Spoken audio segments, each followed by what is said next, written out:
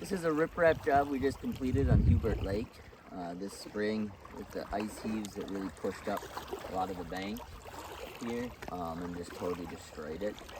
Biggest thing we want to do, and for installing purpose, is making our 3-to-1 slope, 3 foot out, 1 foot down. That way, when the ice comes and heaves up, it can push up the riprap up on top of it, and not straight into the bank.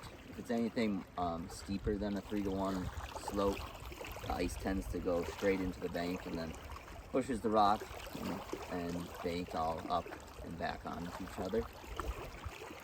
We like to use a different size mixture of rock because it just locks stuff in place better, but we like to use 2-foot boulders all the way up down to 6-inch or 5-inch rocks, so it just tends to lock everything in place better.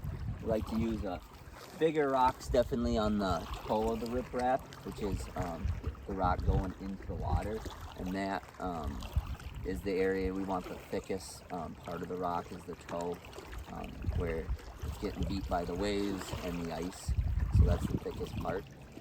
When we're installing our riprap, we like to slope our bank to a 3-to-1 slope and then put a good geotextile fabric, felt geotextile fabric, and you want it thick enough, a good 4 ounce up to 6 ounce.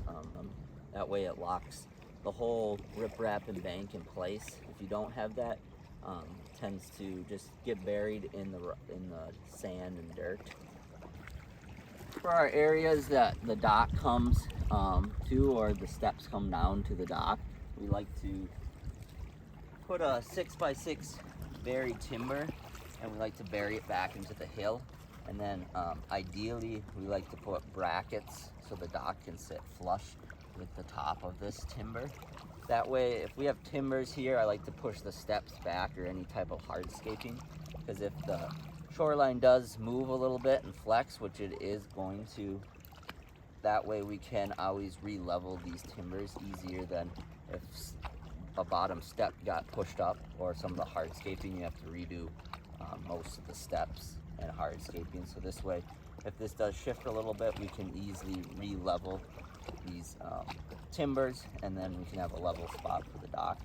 It's really just nice to have a area where you can hook the dock to, so that way the dock company can come and it's always set there. They can throw that down and they don't have to re-level and have the spots changing. It's set and ready for them.